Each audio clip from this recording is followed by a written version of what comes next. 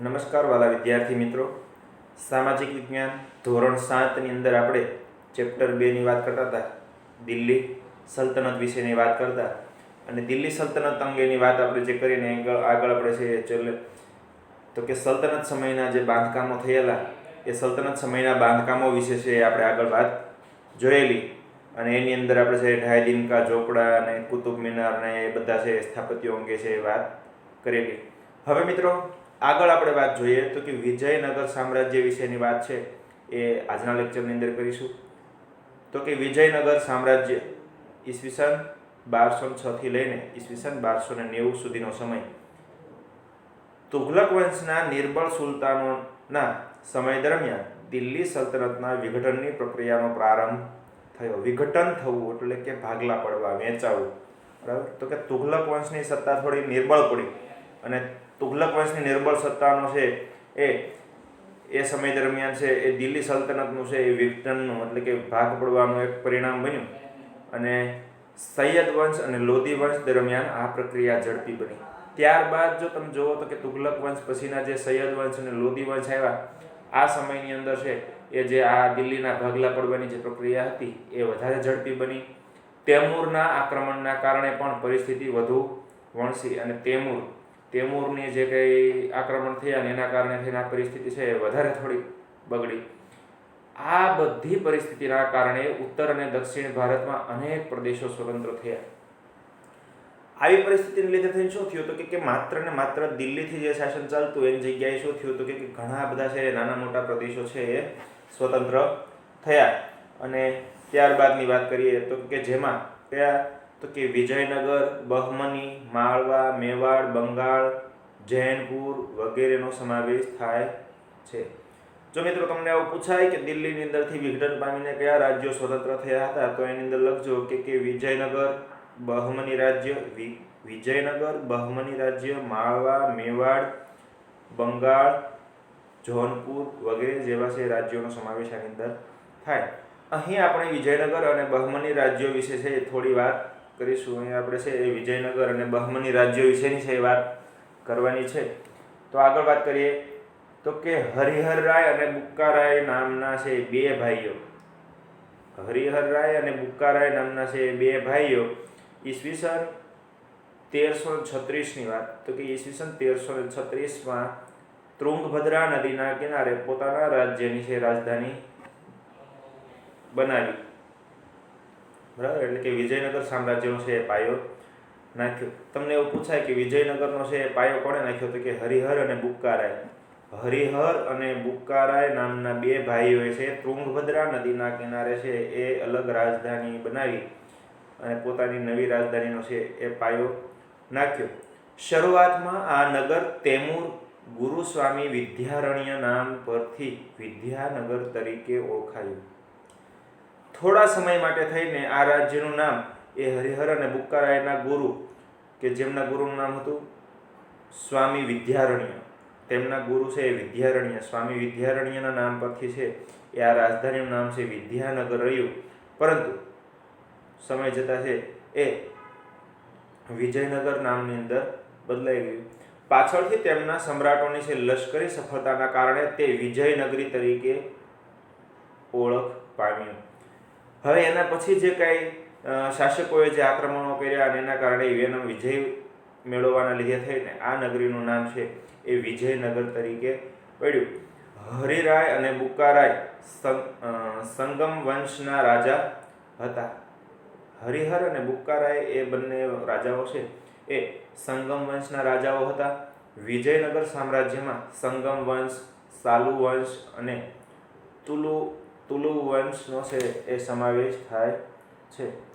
જો મિત્રો યાદ રાખજો કે વિજયનગરના સામ્રાજ્યની અંદર કયા કયા વંશોનું શાસન હતું તો કે એની અંદર સંગમ વંશ, સાલુ વંશ અને તુલુ વંશના છે એ તુલુ વંશના છે એ સામ્રાજ્યો હતા અને અરવિંદુ વંશનું શાસન હતું. અને આ સિવાય તો કે અરવિંદુ વંશ પણ હતો. આગળ વાત કરીએ તો કે હરિહર પ્રથમ અને બુક્કા રાયે નાના રાજ્યોને છે સામ્રાજ્ય બનાવવા મહત્વનું યોગદાન આપ્યું. હવે જે હરિહર અને બુક્કા રાય નામના જે બે ભાઈઓ હતા એમણે આ પોતાના રાજ્યને છે એ મહાન સામ્રાજ્ય બનાવવા માટે છે એ ખૂબ જ પ્રદાન કરેલું એવું યોગદાન ગણાય. અને ત્યારબાદ જો વાત કરીએ તો કે સાલુ વંશનું શાસન 20 વર્ષ ચાલ્યું, અને આ સાલુ વંશનું છે શાસન છે 20 વર્ષ સુધી ચાલ્યું, અને ત્યારબાદ તુલુ વંશની છે સ્થાપના થઈ. તુલુ વંશમાં કૃષ્ણદેવરાય જેવા શ્રેષ્ઠ શાસકો થયા, અને ત્યારબાદ જે તુલુ વંશની સ્થાપના થઈ એની અંદર કૃષ્ણદેવરાય નામના જે શ્રેષ્ઠ શાસક કહેવાય, આવા ઘણા બધા છે શ્રેષ્ઠ શાસકો થઈ ગયા. હવે માત્ર તુલુ વંશનો જ નહીં,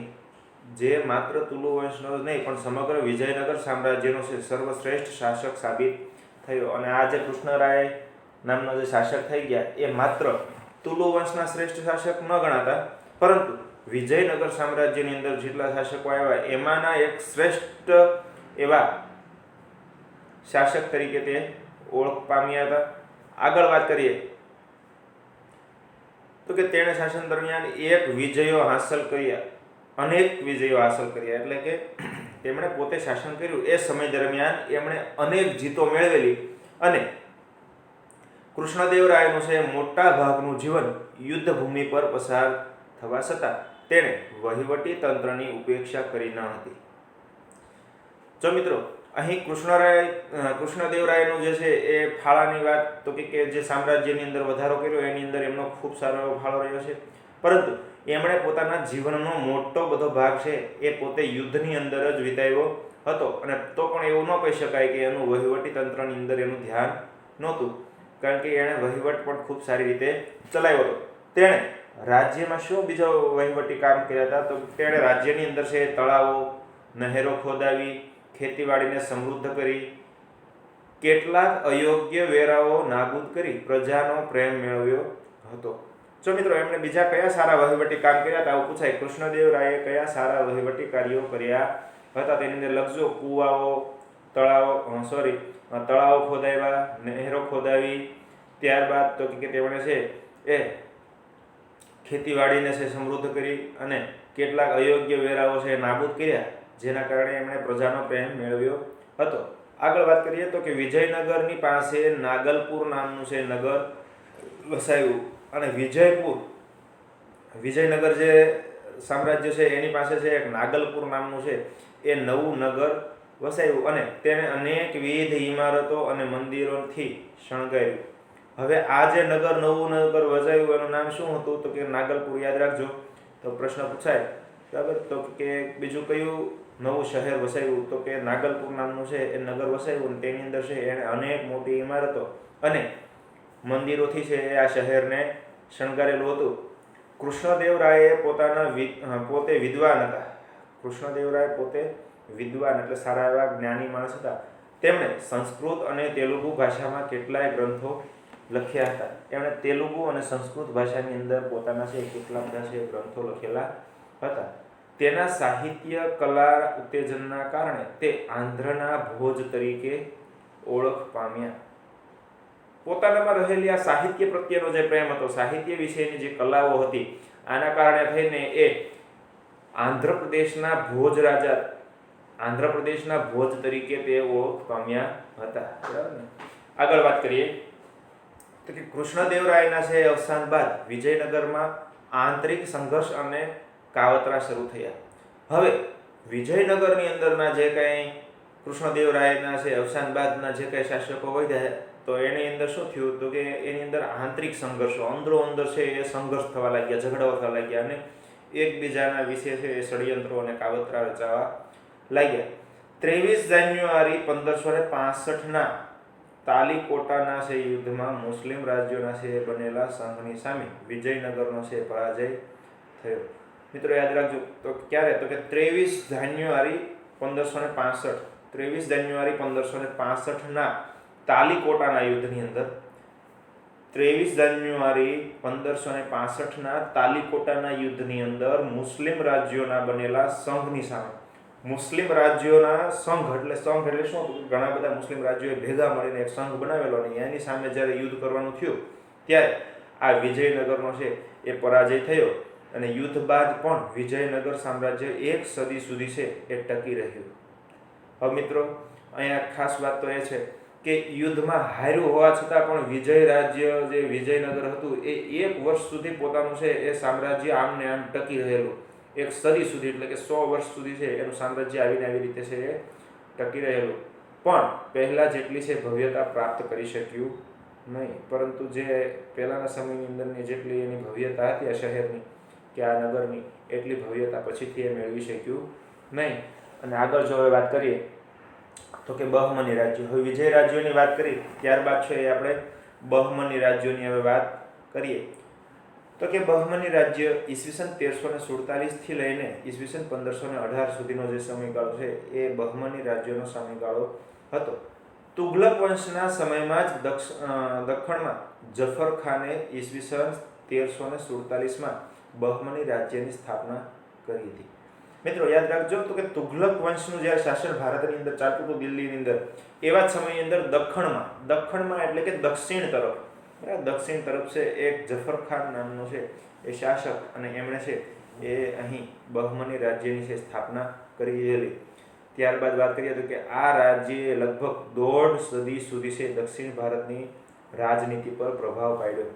હવે આ જે કંઈ બહમની રાજ્યનું સામ્રાજ્ય હતું એણે 1.5 સદી સુધી, એટલે કે 150 વર્ષ સુધી એ ભારતની રાજનીતિ પર પોતાનો પ્રભાવ પાડ્યો હતો. દક્ષિણ ભારતની જે કે રાજનીતિ એટલે રાજ્ય વહીવટની અંદર છે એ પોતાનો સારો એવો પ્રભાવ દેખાડેલો. ત્યારબાદ વાત કરીએ તો કે જફર ખાને અલાઉદ્દીન બહમન શાહ નામ ધારણ કરી સ્વતંત્ર શાસન કર્યું. જો જફર ખાને શું કર્યું હતું કે અલાઉદ્દીન બહમન શાહ નામ ધારણ કર્યું અને સ્વતંત્ર શાસન કર્યું. પોતાનું સ્વતંત્ર શાસન, કોઈના નીચે નહીં પણ પોતાનું અલગ એવું છે એ પોતાનું સ્વતંત્ર રીતે એવું શાસન ચલાવ્યું. આગળ વાત કરીએ તો કે સ્વતંત્ર રાજ્યની રાજધાની ગુલમર્ગ, સ્વતંત્ર રાજ્યની રાજધાની ગુલમર્ગને બનાવી પોતાના રાજ્યમાં અનેક પ્રદેશોને જોડ્યા. હવે તમને એવું પૂછાય કે બહમની રાજ્યોની રાજધાની કઈ હતી, તો કે ગુલમર્ગ.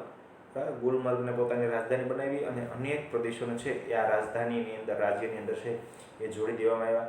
બહમની સામ્રાજ્યમાં છે અહમદ શાહ અને મોહમ્મદ શાહ ત્રીજાનું છે શાસન નોંધપાત્ર છે. બહમની રાજ્યોની અંદરનું જો શાસન તમે જોવો તો એની અંદર છે અહમદ શાહ અને મોહમ્મદ શાહ, બરાબર. આ જે કંઈ શાસકો થઈ ગયા એમનું સામ્રાજ્ય છે એ મહત્વપૂર્ણ ગણાય.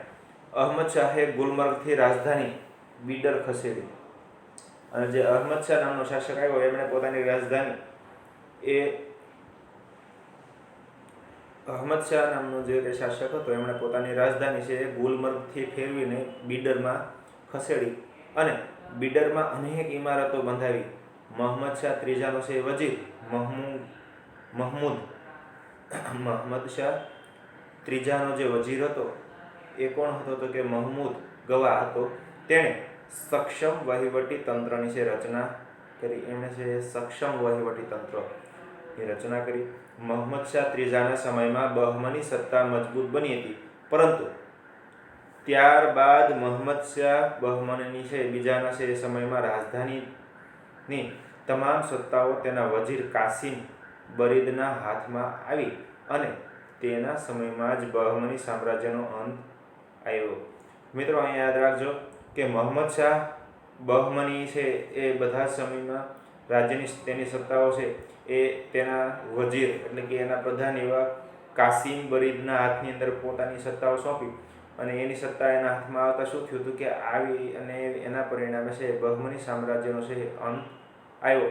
સમગ્ર સામ્રાજ્ય બીજાપુર, અહમદનગર, જો સમગ્ર સામ્રાજ્ય ક્યાં સુધી હતું તો કે બીજાપુર, અહમદનગર, ગોલકોંડા, બીડર અને બરાર જેવા 5 સ્વતંત્ર રાજ્યોમાં છે એ વિભક્ત થઈ ગયું. એટલે વિભક્ત થવું એટલે કે વહેંચાઈ જવું, બરાબર.